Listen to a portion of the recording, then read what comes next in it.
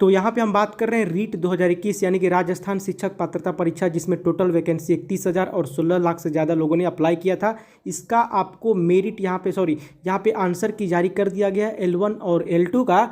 और यहाँ पे एक महीने जो कि पहले परीक्षा हुआ था 26 सितंबर को, इसका आंसर की जारी कर दिया गया। अब लोगों के मन में सवाल ये है कि इसका कट ऑफ कितना जाएगा।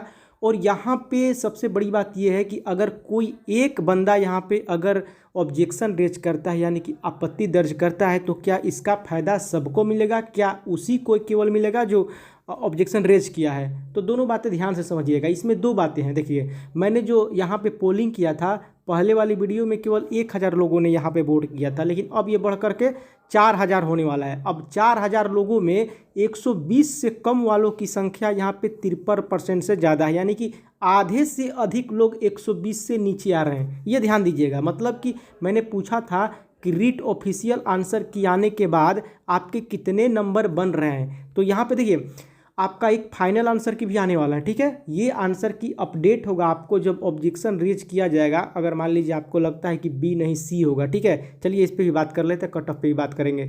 यहाँ पे आंसर की में L1 में L2 में दोनों में दोस्तों कुछ सवाल ऐसे हैं जिनके बी भी है सही, डी भी सही है, या दो सवाल सही है तो आपको बोनस मिलेगा, ठीक है।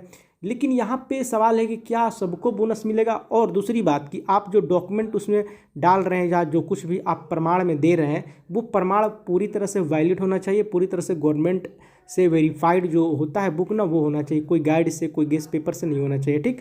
तो ये आपत्ति दर्ज किया जाता है तो उसमें एक प्रमाण दिया जाता है। दूसरी बात कि यहाँ पे क्या सबको फायदा मिलेगा। यहाँ पे अगर बी भी सही है और सी भी सही है, ठीक है, तो फिर बोनस आपको मिल जाएगा। अब यहाँ पे सवाल है कि क्या सबको मिलेगा, तो आपका इसका जवाब क्लियर एंड कट एक ही है कि देखिए, आप जितना ज़्यादा ऑब्जेक्शन रेज करेंगे किसी भी सवाल पे, तो ये डिजिटल हो रहा है ना, ऑनलाइन हो रहा है, तो इसकी वजह से एक ही सवाल पे ज़्यादा से ज़्यादा ऑब्जेक्शन रेज होगा, तो उनको ये भी पता चल जाता है यानी कि इस सवाल में त्रुटि है। तो उसका जब फाइनल अपडेट किया जाएगा फाइनल आंसर की में, तो वो पूरा का पूरा सुधार दिया जाता है, ठीक है, पूरा सुधार के कर दिया जाता है। लेकिन आपको यहाँ पे ऑब्जेक्शन रेज करना है, ये नहीं सोच के करना है कि आप फलना ने कर दिया है या किसी और ने जब ऑब्जेक्शन रेज कर दिया है या आपत्ति दर्ज कर दिया है तो हम क्यों करें। जब फाइनल मेरिट बनेगा तो हमारा भी तो सुधर जाएगा। लेकिन नहीं, ऐसा नहीं करना, आपको बोनस अंक मिलेगा। आप यहाँ पे आपत्ति दर्ज जरूर करें पूरे प्रमाण के साथ। वहाँ पे जो प्रमाण दीजिएगा कोई गेस्ट पेपर या गाइड का मत दीजिएगा, ठीक है, ये ध्यान रखिएगा।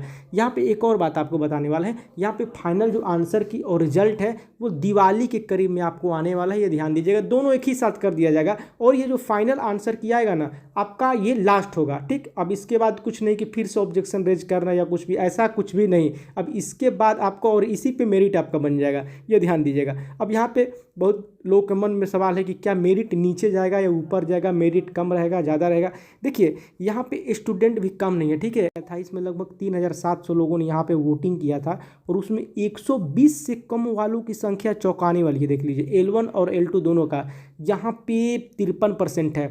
और यहाँ पे 125 से 135 वालों की संख्या भी कम नहीं है। 135 L2 वाला भी कम नहीं है। तो यानी कि एक बात मान के चलना है कि आपका 120 प्लस से तो ज़्यादा चांस है। ध्यान रखना आपको कि यहाँ पे इसमें केवल आपको वीडो और PWD का जो है और SC ST का उनका ही आपका यहाँ पे 105 या उससे कम में जाने वाला है। बाकी का यहाँ पे कम से कम देखिए 120 रखना पड़ेगा, क्योंकि 120 से अगर आप नीचे जाते हैं तो फिर ये 53% लोग जो है ना, ये बहुत ज़्यादा हो जाएंगे, फिर ये नहीं आएंगे मेरिट में। इतना समझिए, बहुत ज़्यादा संख्या हो जा रहा है। तो ये सब चीज़ें ध्यान रखनी। SC ST हो गया, PWD हो गया, वीडो हो गया, इनको नहीं सोचना है, ठीक है। फीमेल कैटेगरी में भी थोड़ा सा ये लेके नहीं चलना है। और कुछ सब्जेक्ट ऐसे हैं जो जैसे हिंदी हो गया, इंग्लिश हो गया, संस्कृत, तो सबको करके मैंने एक डिटेल से अलग से वीडियो बनाया है। चाहे तो पीछे वाला आप वीडियो देख सकते हैं, जिसमें कि आपको मैंने बताया है कि लेवल 2 में आपका SST में अगर आप हैं मैथ साइंस से हैं तो आपका जनरल में कितना कट ऑफ जाएगा। सारी चीज़ें मैंने पिछली वीडियो में बता दी है। UR का भी मैंने बताया है, तो चाहे तो वहाँ पे जाकर के डिटेल से आप समझ सकते हैं। इतना समझ जाइए कि आपका सेंटर पॉइंट यहाँ पे 120 रहने वाला है और यहाँ पे इधर से 115 रख दीजिए और यहाँ पे 125, यानी कि टोटल 115 से 125 के बीच में ही आपका यहाँ पे कट ऑफ जाने वाला, इतना ध्यान रखिए, ठीक है। और बाकी अगर आपको डिटेल से समझना है तो पीछे जाकर के आप मेरा वीडियो देख सकते हैं। तो मैंने यहाँ पे ये बताने की कोशिश की थी आपको कि आप ऑब्जेक्शन रेज कर लीजिए, आपको समय दिया गया है, और ऑब्जेक्शन रेज करने के बाद आपको एक फाइनल आंसर की जारी किया जाएगा, उसके बाद फिर जारी नहीं होगा और उसी पे मेरिट बनेगा, और फाइनल आंसर की के साथ ही आपका रिजल्ट भी अनाउंस कर दिया जाएगा दिवाली के करीब, ठीक है। तो ये ध्यान रखिए। तो हम बात कर रहे हैं यहाँ पे रीट यानी कि राजस्थान शिक्षक पात्रता परीक्षा, जिसमें टोटल वैकेंसी 31,000 है, 16 लाख यहाँ पे रजिस्ट्रेशन किए थे, और यहाँ पे 26 सितंबर को जिसका एग्जाम हुआ था 150 टोटल सवाल थे, टोटल 150 नंबर के, 2.5 घंटा का समय मिला था। L1 L2 दोनों का यहाँ पे कट ऑफ को लेकर के बातें हो रही है। आंसर की जारी कर दिया गया है, फाइनल आंसर की जारी होगा, उसके साथ ही रिजल्ट आपको जारी कर दिया जाएगा। तो चलिए दोस्तों, बिल्कुल बस इतना ही, मिलते हैं आपसे नोट के साथ, तब तक के लिए इजाजत दीजिए। जय हिंद, जय भारत।